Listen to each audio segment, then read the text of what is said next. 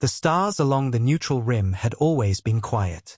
Convoys moved slowly through that stretch of black, medical ships carrying supplies for the outer colonies, moving with trust under the banner of peace. For years, no one dared touch them. Even the most reckless pirate knew better than to attack a Terran medical convoy. But on that night, that quiet sky changed forever. A small formation of white-hulled ships moved across the black, their engines low and calm. Inside those ships, doctors and medics spoke softly, unaware of the storm forming just beyond their scanners. In the command deck of the lead ship, the captain stood with his hands behind his back, watching the stars pass through the glass. They were close to the neutral corridor now, just a few hours away from the next colony. Everything was routine. Everything felt safe. That was the last moment it ever would. A tremor rippled through the scanners, small at first, like background noise. The officer at the console frowned, adjusting the readings. "Sir," she said, her voice uneasy, "I've got something strange on long-range sensors." The captain didn't even look at first. The rim was full of noise. But then she spoke again, this time lower. Multiple signatures. Fast. Closing. The captain turned. Red marks were moving across the screen. Not drifting. Not scouting. Hunting. "Raise the shields," he ordered sharply. "Put out a ping. Maybe it's a patrol." The officer sent the signal. The room held its breath. A reply should have come. Nothing did. The captain's jaw tightened. "Put it on screen." The black of space filled the main display. One by one, the enemy ships emerged from the void like ghosts tearing through a curtain. Sleek, gray-blue hulls with a symbol every human officer recognized. Not pirates. Not raiders. Council warships. The bridge fell silent. Someone whispered, "They wouldn't." The captain cut him off. "Full power to shields. Get the medics to secure zones. No one panics." But panic was already spreading. Council warships were not supposed to be here. There was no war, no dispute, no reason for them to even be near this corridor.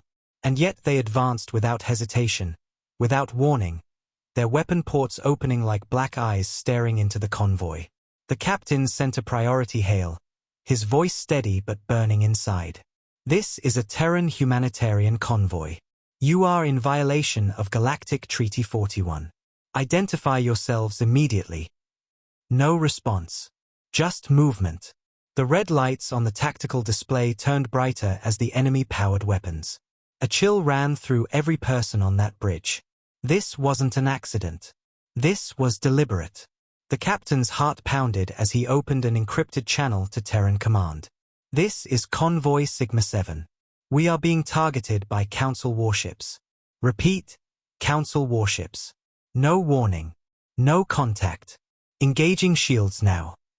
But even as he spoke, the stars outside flashed white. Beams of energy sliced through the blackness, hitting the first medical ship before it could even raise its defenses fully. The explosion was silent in the vacuum, but inside every Terran ship, alarms screamed like the roar of a wounded beast. The convoy scattered, pilots shouting, engines flaring, but they were unarmed ships. They had no chance. Another hit slammed into their hull, throwing the captain against the console. He tasted blood.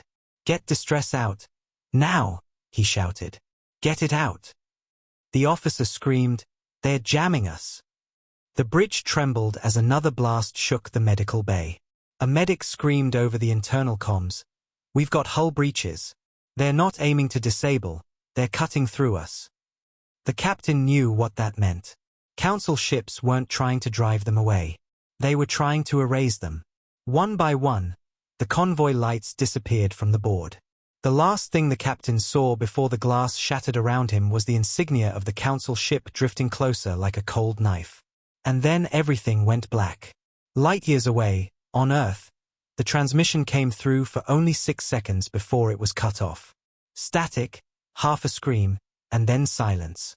In the Terran War Command Center buried beneath the surface, rows of officers froze as the convoy marker winked out on the holomap.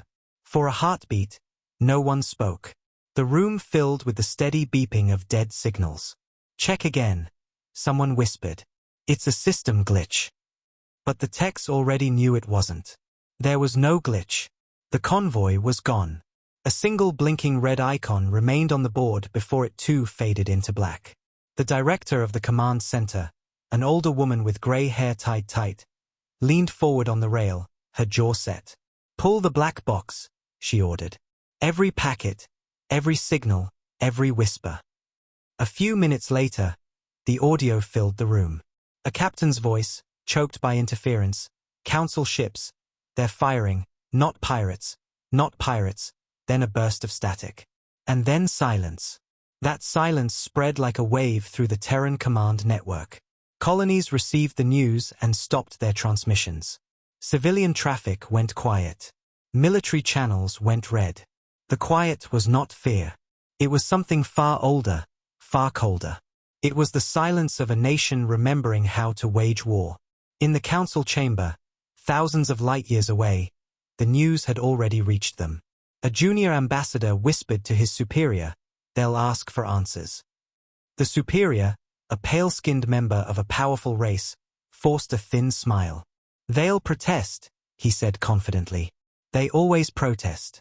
They will sit at the table and shout. We will deny. And nothing will happen." But as the hours passed, no protest came. No call. No warning. Just silence. One by one, their listening stations reported Terran fleets changing status. Docked warships went dark. Patrol routes vanished from their maps. Orbital stations cut off their usual signals. The ambassador frowned. "Why aren't they responding?" "Because," a counselor muttered nervously, "this is how they were before the last war." On Earth, deep beneath the city, ancient bunkers that had been locked for decades hissed open. Automated systems flickered to life. Missiles older than most of the Council's colonies lit up like red veins on a map. Subsurface dry docks rumbled as the skeletons of long-slumbering dreadnoughts powered up again. Commanders who had lived in peace for years were called back without a word. No one asked why. They all knew. Humanity didn't make threats when lines were crossed. It didn't talk. It moved. In the colonies, old veterans turned their heads to the stars, feeling that same stillness they had known during the wars of the past. Miners, farmers, engineers, all knew something had changed. And far out in the black, Terran ghost fleets, massive reserve battle groups hidden beyond mapped space, blinked online one by one. Their engines lit the void with red trails, but they made no broadcasts, no speeches, no declarations. They didn't need to. The galaxy had always whispered about humanity's patience. They called it weakness. They called it softness. But they never understood what it meant. Patience wasn't surrender. It was the quiet breath before the storm. It was the space between the strike and the scream. And now that silence had come, the galaxy shivered. In the council chamber, an uneasy hush filled the air. Someone finally spoke the words everyone else was too afraid to say. "They're not going to talk to us." Another whispered back, "Then what are they going to do?" The answer hung in the air, heavy as the void. No one needed to speak it. The fleets were already moving.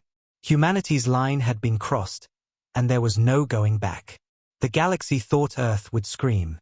Instead, it held its breath. And when Earth held its breath, the stars themselves seemed to shake to end the great council chamber. The air was heavy with whispers that didn't belong in a room built for power. The walls were tall and white, polished until they gleamed, the great banners of the member races hanging like proud memories above the seats. Normally, the chamber was loud, delegates shouting, voices echoing, the usual political theater. But now it was quiet, unnaturally quiet, a silence no one had prepared for. Holographic displays hovered over the center platform, showing the smoking wreckage of what had once been the Terran medical convoy. The feeds were shaky, pulled from distant drones and patrol sensors that had stumbled on the scene too late to help. Wreckage drifted in the cold. No survivors. No signals. Just silence. A thin, tall delegate from one of the border systems stood up, his long fingers gripping the edge of his seat as if the wood could stop his shaking. "We all saw the footage," he said, his voice sharp and tight. "Those were council warships. Not pirates. Not mercenaries. Our warships. Murmurs spread through the room like fire catching dry leaves. Another delegate, scaled and wide-shouldered, slammed a hand on the table. Impossible. This has to be staged. Fabricated. Humanity is trying to create an excuse to. He stopped when the footage zoomed in. The insignia of the council, burned into the side of one of the attacking ships, filled the air like a curse. The chamber turned colder. No one could deny what they were seeing. One of the senior counselors, a broad, slow-speaking figure who had been in power for decades, finally leaned forward.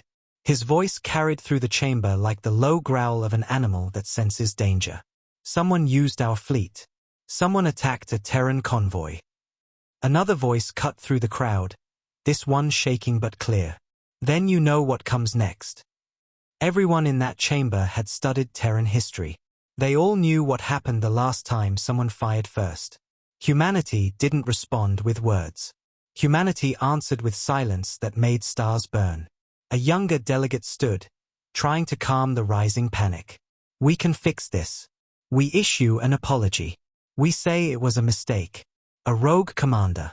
We can stop this before it starts. But the older ones didn't look convinced. They had seen it before.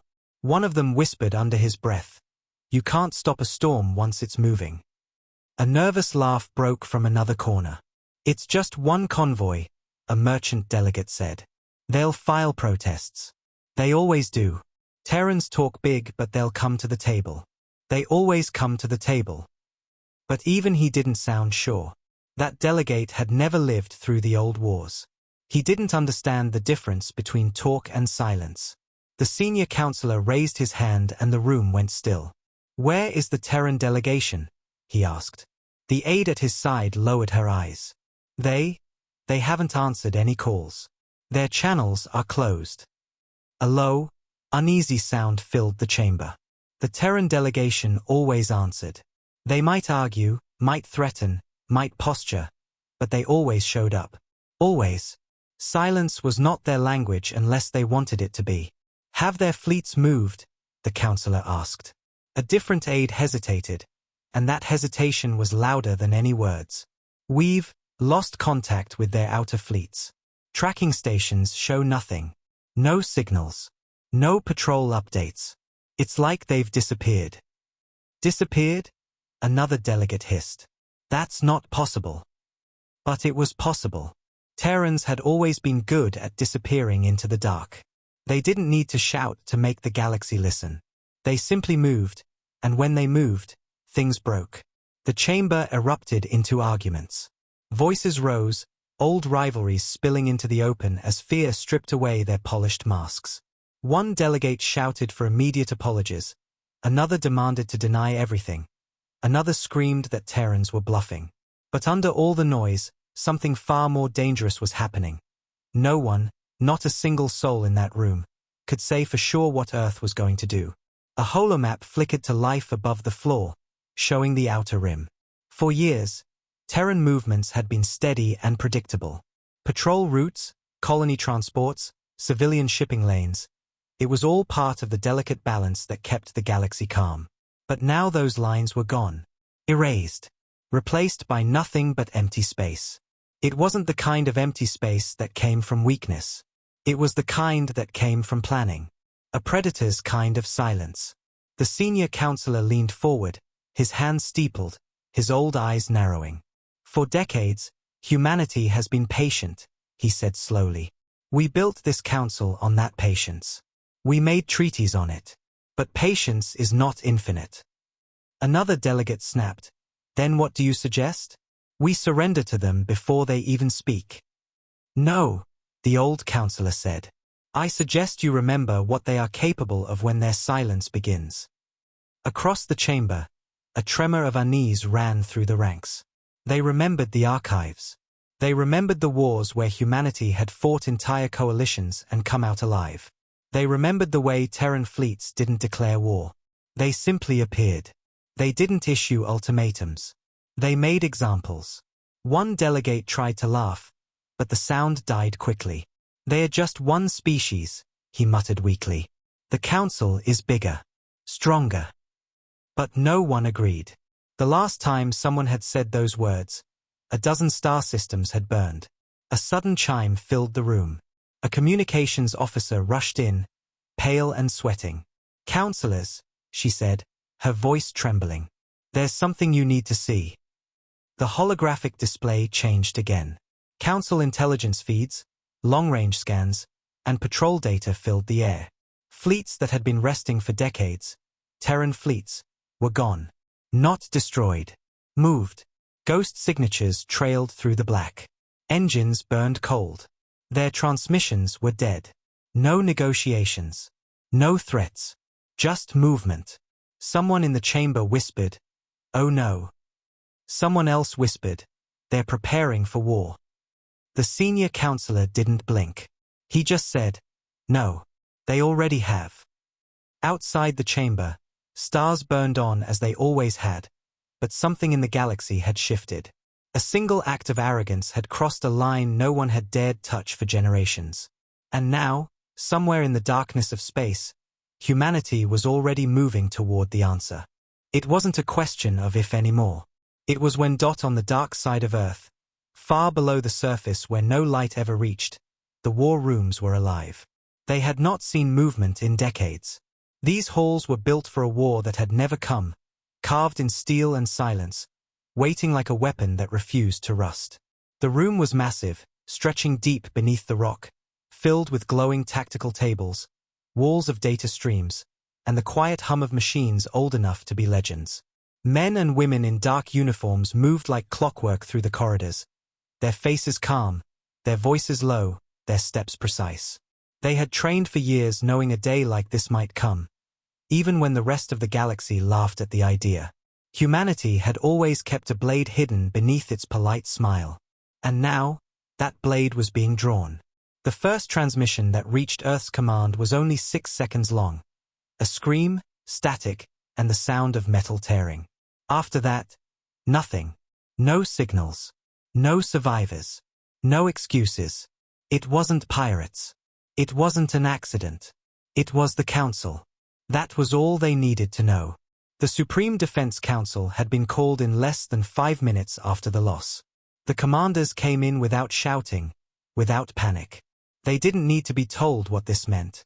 In the center of the room stood Admiral Grayson, a man who had commanded the fleets during the border crises 20 years ago. His uniform was simple, dark, with no medals on display. He didn't need medals. Everyone in the room knew his name like they knew their own. His voice cut through the hum of machines. Status. A young officer turned from the holomap. Outer colonies silent. Fleet traffic dark. Civilian channels have gone quiet by themselves. No protests, no panic. They know. Grayson nodded slowly. That was the strength of humanity. They didn't need announcements to understand war. They felt it like a pulse beneath their feet. "Ghost fleets?" he asked. "Moving," the officer answered. "All long-range engines online. Orders have been transmitted through ShadowNet. No signals on open bands." "Good," Grayson said. "Keep it that way." Across the room, a technician raised her head from her console. "Sir, we have intelligence chatter. The Council is panicking. No coordinated response yet. They're still trying to figure out if it was real." A small flicker of something cold and sharp crossed Grayson's eyes. "They'll figure it out too late." Above the central table, the holomap expanded to show the outer rim. Dozens of red lines blinked into existence, showing the movement of fleets no one outside Earth even knew still existed. During the decades of peace, humanity had let the galaxy think its fleets had grown smaller, weaker, dependent on Council oversight.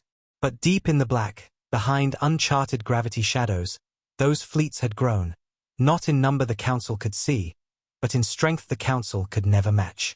Every hull had been upgraded, every system hardened, every weapon recalibrated.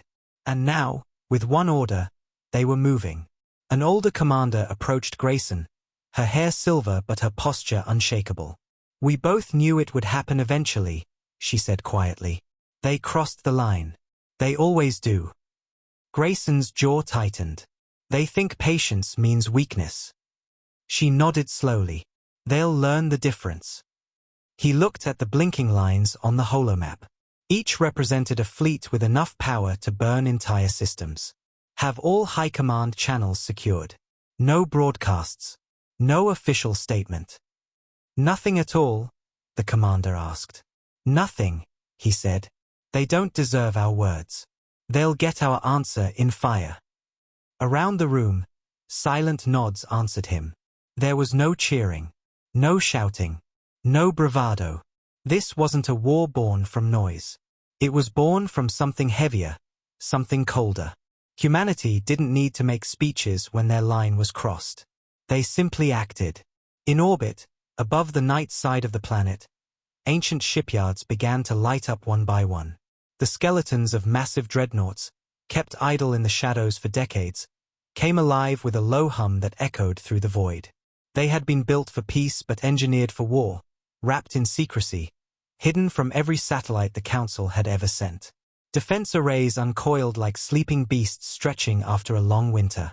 One by one, Earth's orbital platforms went black, switching from civilian frequencies to war code. Civilian air traffic ceased without a single announcement. No one complained. No one asked why. Every Terran citizen had grown up with history lessons carved deep into their memory. They knew what silence meant. It didn't mean fear. It meant the storm was coming. In deep space, Terran Ghost Fleet 1 emerged from behind the black edge of an uncharted pulsar.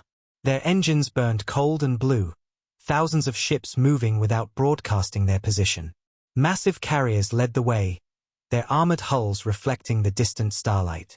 Behind them followed heavy cruisers, stealth frigates, and war drones in swarms. Their weapons were not charged yet. They didn't need to be. Just the sight of that fleet in motion would have made most Council admirals panic. But no one in the Council even knew where they were. Another fleet moved from the Europa stations, hidden under the ice for years, cloaked by silence and shadows. Another rose from Mars' orbit, black and sharp as the planet's night. Another from Titan. Another from the Belt. Humanity had always known that peace was fragile, and they had never let their weapons rust. In the war room, Admiral Grayson looked down at the final display, Earth itself glowing in the center, surrounded by dozens of red moving lines. Confirm Operation Iron Veil, he said quietly. Once we vanish, no signals leave Sol. Not a whisper. Confirmed, the communications officer replied. Lights around the room dimmed as the last civilian networks went offline. The planet that had always been the noisiest in the galaxy. The planet of voices, music, transmissions, chatter, suddenly fell into absolute silence. A silence that reached every corner of the stars, making the Council shiver without even knowing why.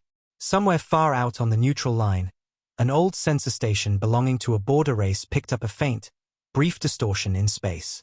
1. Then 2. Then hundreds. Before their technicians could even register it, the distortion was gone, like shadows swallowed by the dark. Humanity had moved, and no one had seen them go. Back in the Council chamber, their ambassadors kept trying to make sense of it, demanding a response that would never come. One of them slammed a fist on the table. Why aren't they talking to us? No one had the courage to say the answer aloud. Because when humanity goes silent, it doesn't mean they are afraid. It means the galaxy should be. In the black, hundreds of Terran warships aligned with perfect precision. Engines quiet. Guns cold. Waiting. And at the heart of it all, aboard the massive dreadnought Vigilant, Admiral Grayson stood at the window, looking at the distant stars. His voice was calm, almost a whisper. They crossed the line, he said. Now they'll remember why it was there. The bridge fell quiet. No one cheered. No one spoke. The silence of humanity had become a weapon sharper than any blade.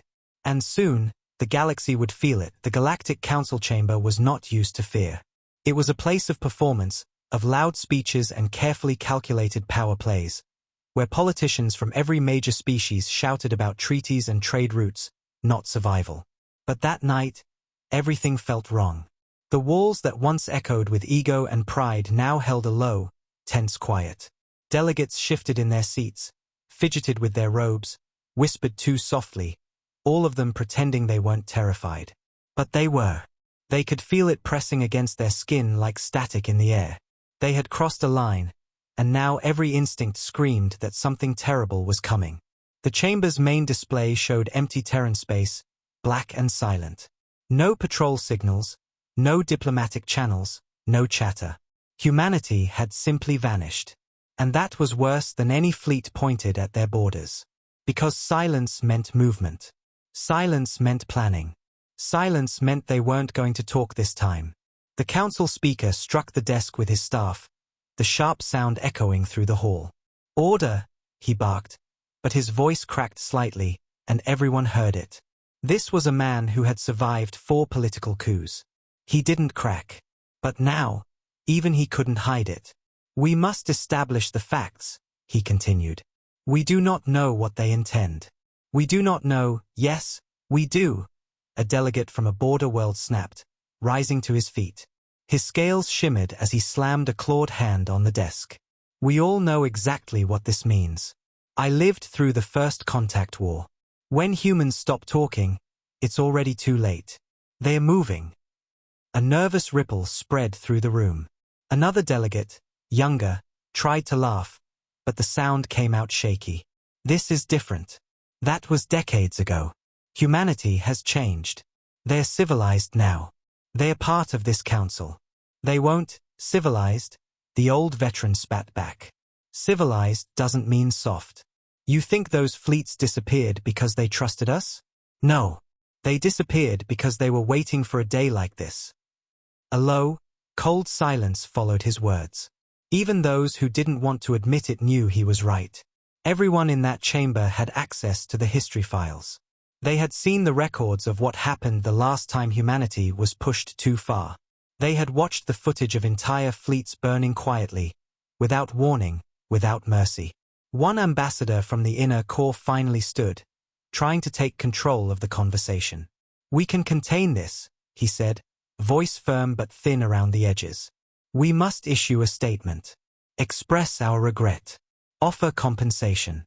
If we handle this fast enough, perhaps we can calm them before." "Before what?"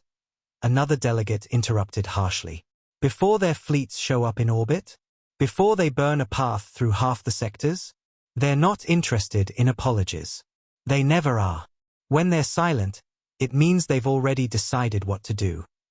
The speaker banged his staff again, but it did nothing to calm the chaos. Delegates argued, their words colliding like sparks, some begging to open diplomatic lines, others demanding emergency fleets. One even suggested striking first, but the look he got from the older delegates shut him up instantly. Striking humanity first was how empires died. An aide rushed into the chamber, pale and sweating, clutching a datapad to her chest. "Speaker," she called out breathlessly, "new reports just came in. Long-range scouts near the neutral corridor have detected something." The chamber stilled. "What something?" the speaker demanded. Her hands trembled as she passed the datapad to the central display unit. A holographic image flickered into the air. It wasn't clear. It wasn't perfect. But it didn't need to be. In the black stretch of space near the corridor, thousands of small distortions had been recorded. Microbends in gravity, faint trails of movement where no council ship should have been. "No broadcasts," she whispered. "No ID. No signatures. But they are there." The room erupted again. One delegate shouted, "How many ships?" Another screamed, "They're cloaking their movements." The aide's voice broke. "We can't count them. There's too many." That was the moment the fear finally stopped being hidden behind political words. It poured out into the room like cold water, seeping into every corner. This wasn't a rumor anymore. Humanity wasn't bluffing. They were coming. A massive display flickered to life on the chamber wall, showing the spread of Terran colonies and military zones. For years, they had seemed stable, almost predictable. But now, those neat lines were gone, replaced by empty black. Humanity had erased its footprint on the grid, making itself invisible. And that terrified them more than an armada on their doorstep. "We should have contained the commander who ordered the attack," someone whispered. "We should have fixed this before they noticed." The veteran from the border worlds let out a bitter laugh. You don't fix crossing their line. You pay for it. The speaker finally lowered his staff, his hands trembling despite himself. We open all channels, he ordered. Every diplomatic line. Every back door. If they won't talk to us directly, they'll talk to someone. Anyone. But even as he said it, everyone in the chamber knew the truth. There would be no talking. There would be no compromise. The silence from Earth was not an invitation to negotiate. It was the last sound before the storm broke everything. A single alarm suddenly blared through the chamber, cutting through the noise. A military attaché's voice rang out over the comm, tight and breathless. Council tracking stations just went offline along 3 major border routes. Unknown interference. It's coordinated. Delegates froze, faces draining of color. Everyone understood what that meant. They weren't waiting anymore. Humanity was moving. The speaker slowly sank back into his chair, staring at the empty screen where Earth's signal used to be. His mouth opened, but no words came out. He didn't need to say it. They all knew. The storm wasn't on its way. The storm was already here. The first strike came in the cold silence between star systems, not with a roar but with a whisper that no one heard until it was too late.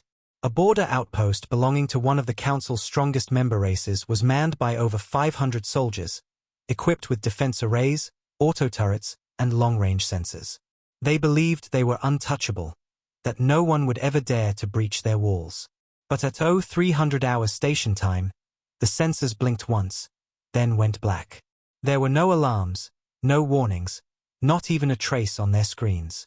One moment the stars were still, and the next, the sky around the outpost bent in on itself like water being disturbed. A shadow slid out of the dark, a Terran ship, black as the void, its hull swallowing starlight. Then another. Then another. Within seconds, the entire sky above the outpost was filled with silent warships, thousands of them, moving in perfect formation without a single broadcast. The officers on duty froze, their training useless against something that came with no warning. The commander of the outpost, an old officer who had fought pirates and smugglers for years, stared at the display as hundreds of red contacts bloomed across the board like blood spreading on water. "Identify," he snapped, voice cracking just slightly. "Who are they?" His aide stammered, "No signal, no ID, no anything." His hands clenched the railing. "Get a message to Central Command now." He never finished the sentence. A beam of light, bright and silent, cut through the station's primary defense ring like it wasn't even there.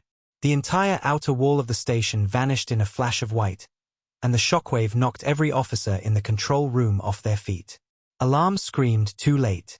The commander staggered to his feet, gripping the railing with blood running down his forehead. "Shields!" he shouted. "Weapons!" But the Terran fleet didn't wait for them to react.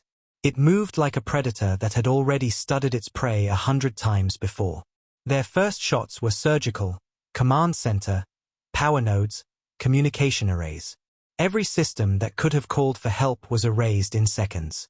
Council forces barely fired a single shot before their entire defense network was reduced to silent, glowing wreckage. From the outside, it didn't even look like a battle. It looked like a hand reaching out of the void and crushing the station into dust.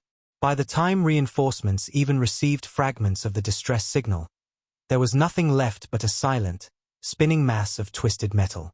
Not one ship was left to tell the story. Not one life. It was over in less than 4 minutes. But it wasn't just one outpost. All along the neutral rim, across multiple council territories, the same thing happened again and again. Outposts blinked off the map. Patrol fleets disappeared. Entire systems that once glowed bright on the council's strategic network went dark, one after another, like someone was snuffing out stars. No declarations of war. No demands. Just silence. The news spread like wildfire inside the council's military networks. Admirals barked orders that no one could follow because they didn't even know where to aim. Intelligence officers scrambled for answers, but there were no transmissions to intercept, no signatures to track. Terran ships moved like ghosts, appearing only when they wanted to, striking like knives, then fading back into the dark before anyone could catch their breath. Inside the Council's Central Fleet Command, panic rippled like cracks in glass. Screens flashed with reports of lost stations, destroyed fleets, broken communication lines. One of the younger admirals slammed his hand on the table. How are they moving so fast? How are they getting past every defense line we've built? An older admiral, face pale, whispered, "They're not getting past. They've always known where the cracks are. We just forgot they were watching." In one of the secure war rooms, a veteran strategist who had studied Terran war doctrine leaned forward, his voice shaking. "This is their way. No declarations. No build-up. No speeches. Just clean cuts. They don't fight wars. They end them before they start." And they were right. Terran fleets were not engaging in prolonged battles. They were erasing strategic points with surgical precision, cutting off the Council's ability to respond before the Council could even understand what was happening. Entire fleets that took decades to build were wiped out in hours. Colonies that once felt safe were suddenly staring at empty skies, their defense systems useless. Humanity was not shouting. Humanity was showing what silence really meant. Far away, on the bridge of the Terran flagship Vigilant, Admiral Grayson stood with his hands behind his back, his eyes locked on the glowing star map in front of him. Dozens of enemy strongholds blinked out one by one as reports came in from other fleets. His officers moved around him with military precision, voices calm, movements sharp. No one needed to ask what the next target was. Everything was already planned. Everything had been waiting. One of the younger officers spoke quietly, "Admiral, Council response fleets are scrambling. They are scattered. No coordination yet." Grayson nodded once, slowly. "They won't coordinate. Fear doesn't organize." Another officer leaned in, her voice crisp. "Orders, sir." Grayson's eyes didn't move from the map. "Continue. No survivors. No transmissions. No speeches." The fleet moved without sound.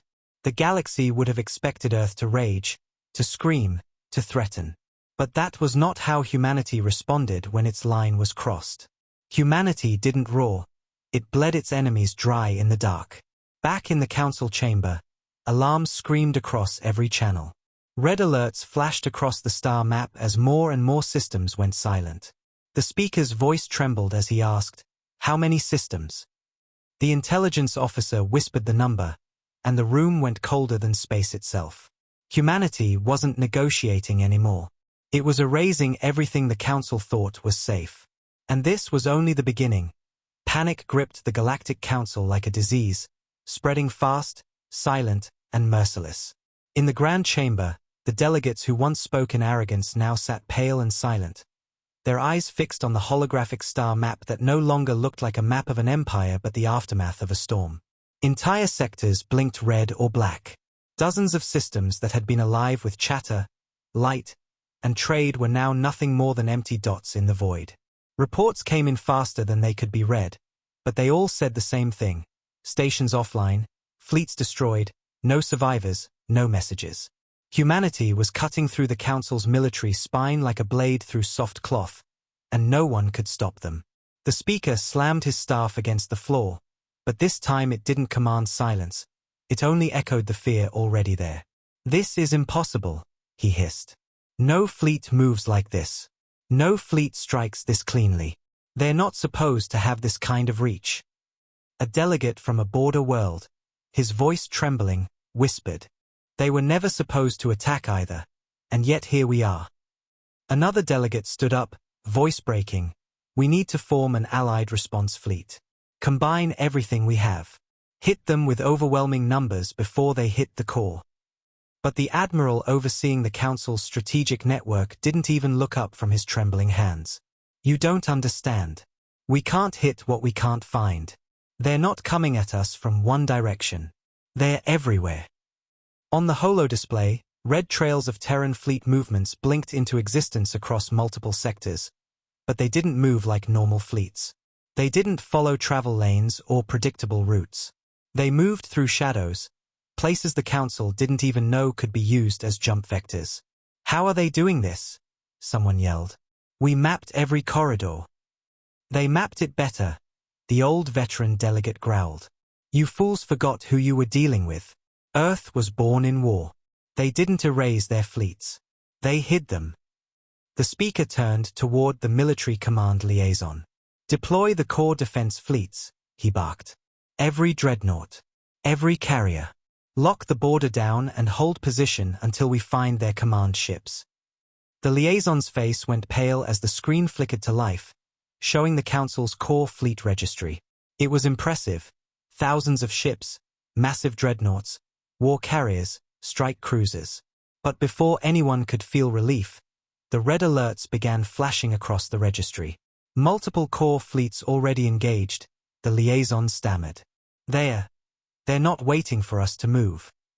The chamber erupted in shouts. Engaged way. How did they bypass the border fleets? This is a coordinated strike. This is war. Above their heads, the main holo lit up with dozens of live feeds from across the galaxy. Council ships burning. Dreadnoughts being ripped apart by kinetic strikes. Stations vanishing under precision bombardment. Terran fleets moved like ghosts, hitting targets with no hesitation, then vanishing before the Council could respond. Entire defense grids went offline as if they had been built out of glass. At the edge of the chamber, the old veteran leaned forward with his claws gripping the rail. This isn't a war to them, he whispered. This is punishment. In the void near the core worlds, Council defense fleets gathered in desperation, forming massive walls of warships. They expected a frontal assault, something they could fight head-on. But that wasn't how humanity fought. Terran stealth ships, black and sharp, were already inside their lines before they even finished organizing. Entire carriers exploded from the inside out before they could fire a single shot. Missiles that no one saw coming hit command ships in perfect unison. It was like fighting a shadow with no face. On the flagship of the Council's core fleet, the Supreme Admiral clutched the edge of the command table as his display blinked red. Where are they coming from? He shouted. Find their vector. There is no vector, an officer screamed. They're inside our perimeter already. One by one, the Council's largest ships vanished into light and dust. No battles, no heroics, just precision. Cold and final. On the other side of the war, aboard the Terran dreadnought Vigilant, Admiral Grayson watched the destruction unfold on his tactical map with the same calm as a man watching a storm he'd already predicted. Status report, he said evenly. Phase 3 complete, the operations officer replied. Core fleets compromised. Command networks collapsing. Estimated Council fleet strength down by 32% in the last hour. Grayson gave a single nod. Keep the channels dark. No transmissions. Move the secondary waves. Secondary? One of the younger officers asked. We've already broken their fleets. Grayson's gaze hardened. No. We've broken their weapons. Not their will. That comes next. The officer fell silent, understanding too well. Back in the Council chamber, the speaker's voice cracked over the comm as he screamed for retreat orders that no one could follow. Communications were in ruins, relay networks down, chain of command shattered. Whole fleets were blind, fighting enemies they couldn't even see. Why aren't they talking? One delegate cried out. Why aren't they making demands? The veteran turned his burning eyes toward him. Because they don't make demands when their line is crossed. They erase the problem.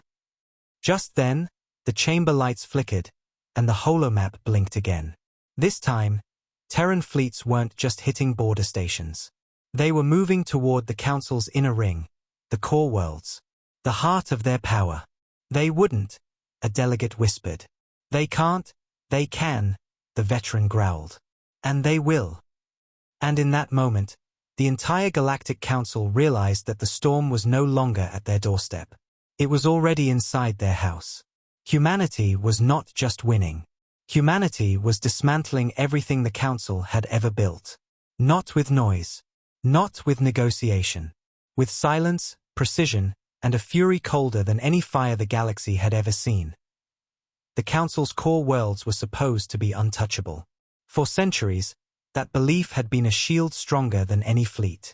These worlds held the oldest cities, the grandest towers, the most powerful defense grids in the galaxy. Billions of lives lived under their protection with the quiet arrogance that came from believing nothing could ever breach their walls. But that belief shattered the moment the skies went dark. It started with the orbital rings. Dozens of massive defense platforms surrounded the capital world, each armed with enough firepower to repel entire armadas. For decades, they'd been symbols of security. Now, in the stillness of the night, their lights flickered out one by one like candles in the wind. At first, the defense operators thought it was a system malfunction.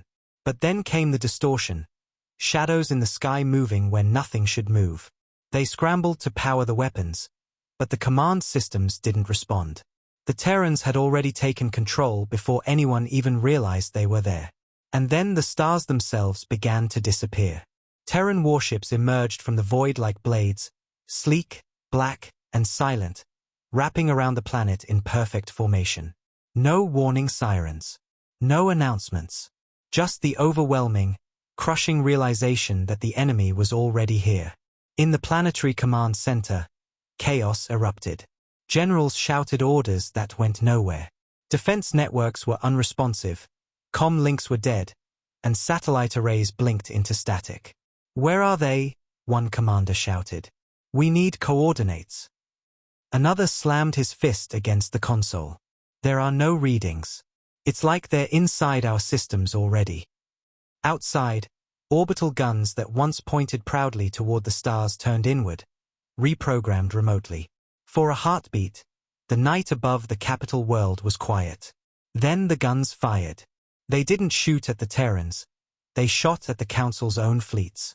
Dreadnoughts, carriers, and cruisers exploded like fireworks, lighting up the sky with burning metal. The command center screamed with disbelief as their greatest defenses tore their own fleets apart before Terran ships fired a single shot. Admiral Grayson's fleet watched from the shadows, their formation flawless, their timing merciless. On the Vigilant, the bridge was silent except for the low hum of engines and the steady countdown of operations officers. Orbital platforms compromised, one officer reported. Council core defense fleets collapsing. No coordinated response. Casualties rising fast. Grayson didn't smile. He didn't celebrate. He simply gave the order he'd been waiting years to give. Begin descent. The Terran fleet moved in unison, slipping through the holes in the defense network like water through cracks. The capital's defense towers fired wildly into the night, desperate and blind, hitting nothing but empty space as the first Terran landing craft entered the atmosphere. For the first time in history, the Galactic Council's capital world saw Terran dropships raining from the sky. In the streets below, civilians stared upward in frozen silence. The glowing trails of re-entry streaked across the night like falling stars, growing larger, closer, more terrifying. The Council had always believed war happened somewhere else, on distant frontiers, in nameless colonies. Not here. Not above their heads. But humanity had come to their doorstep without hesitation.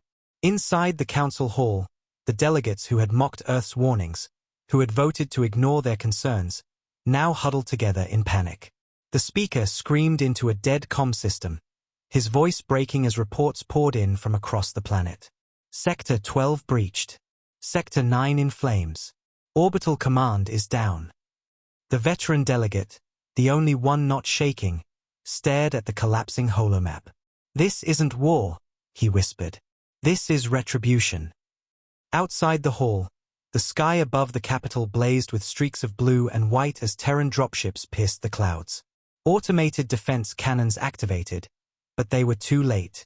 Precision kinetic strikes knocked them out with terrifying accuracy. One by one, the mighty towers of the core world fell, their defenses stripped bare. In orbit, the Terran fleet positioned itself like an executioner's blade. No fleets moved against them.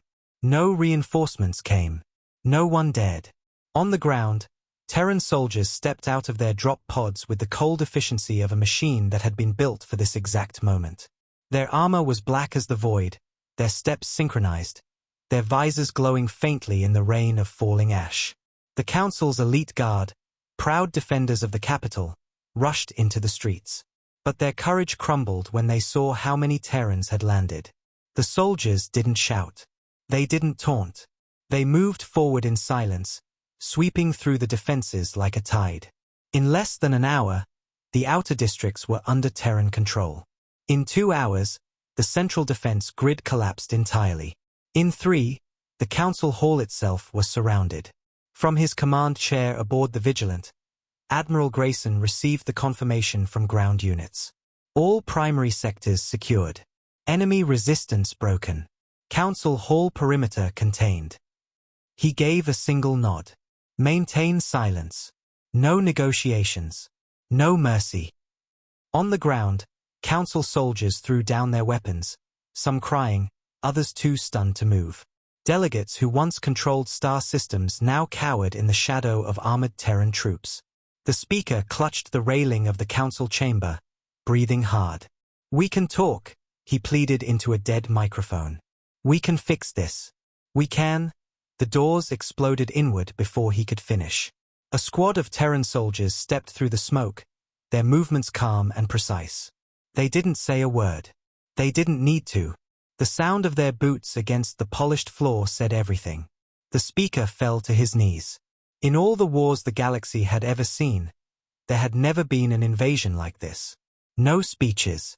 No broadcasts. No demands. Just silence and overwhelming power. A single Terran commander stepped forward, his visor reflecting the broken chamber. The Council's era of control was over.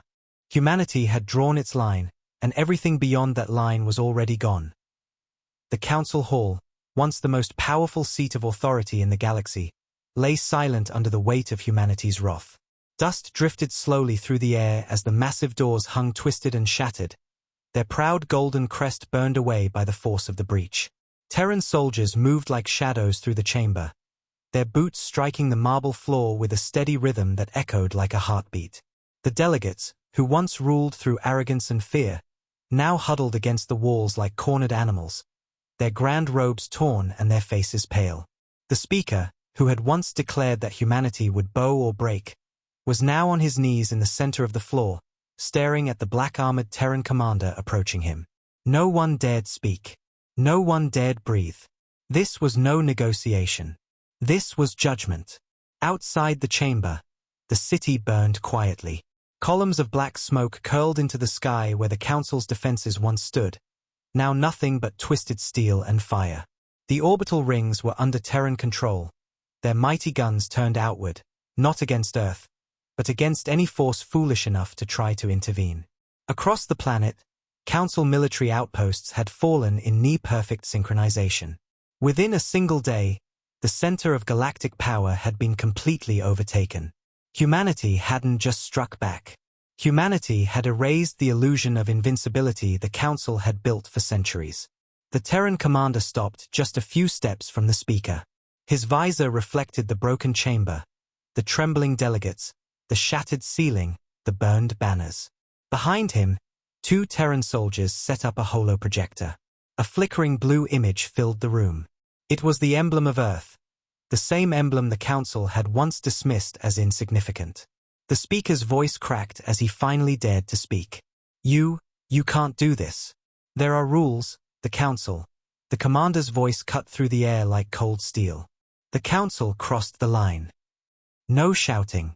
No dramatic flourish. Just 5 words, steady and calm, carrying more weight than any speech. The speaker tried to rise, but his legs shook too hard to support him. "We can rebuild. We can make reparations. Earth doesn't have to." The commander raised his hand. The room went silent again. A new feed replaced the Earth emblem on the holo display. It was not words. It was a live map of the galaxy. Red flares blinked across Council space like a spreading fire. System after system marked as neutralized. Council fleets reduced to nothing. Infrastructure gone. Every star system they had used to hold power over others had been surgically dismantled by Terran forces over the last 72 hours. No speeches. No threats. Just action. A cold realization swept through the chamber like wind through a graveyard. It wasn't just the Council capital that had fallen. The entire council infrastructure had been ripped out at the roots. The speaker's lips trembled as he whispered, How did you do this? The commander tilted his head slightly. You taught us how, he said. Every war, every sanction, every strike you used against weaker worlds, we watched. We learned. We waited. In that moment, it hit the council. The sleeping giant they had mocked for generations hadn't been sleeping at all. It had been watching. And now, it had decided to stand. The chamber doors opened wider as more Terran soldiers entered, escorting the highest-ranking members of the council in silence. No cuffs. No chains. They didn't need them. The council members were too broken to resist. One by one, they were made to kneel in a perfect line beneath the broken council crest. Outside the building, the Terran flag was raised above the capital for the first time in history. Not as a symbol of conquest, but as a declaration of consequence. Across the galaxy, planetary governors, allied factions, and neutral observers watched the live transmission in stunned silence. The Council, an institution that had ruled for centuries, had fallen without a single official declaration of war. Humanity had not needed speeches or treaties. Humanity had simply drawn a line and erased everything that crossed it. In the chamber, the commander gave a single nod to his comm officer. A secure channel opened to Admiral Grayson aboard the Vigilant. The hall is secured, the commander reported. All surviving council leadership accounted for. Resistance is over. Grayson's voice came through calm and steady, carrying the weight of iron. Good. Then let the galaxy see what happens when you touch what's ours. The transmission cut. The Terran soldiers surrounded the kneeling delegates, standing in disciplined silence. No cruelty. No mocking. Just quiet judgment. The speaker finally broke down, his voice shaking. You could have killed us all. Why didn't you? The commander's visor tilted down slightly, his answer as cold and final as the void. Death is easy. Living with the memory is not. Outside, as dawn broke over the smoking skyline, the people of the capital world stepped into the streets. Terran patrols moved through their cities with machine precision, not harming anyone who didn't raise a weapon. For the first time in their lives, the citizens of the council worlds felt what fear truly was, not the fear of monsters, but the fear of consequence. Across the galaxy, worlds that had once feared the council now whispered a different name, Earth. Humanity. The race that had waited patiently, quietly, until the day came when patience ran out. In the ruins of their once great chamber, the council understood the truth too late. Humanity hadn't conquered them for power. Humanity had punished them for crossing a line they should never have touched. And the galaxy would never forget.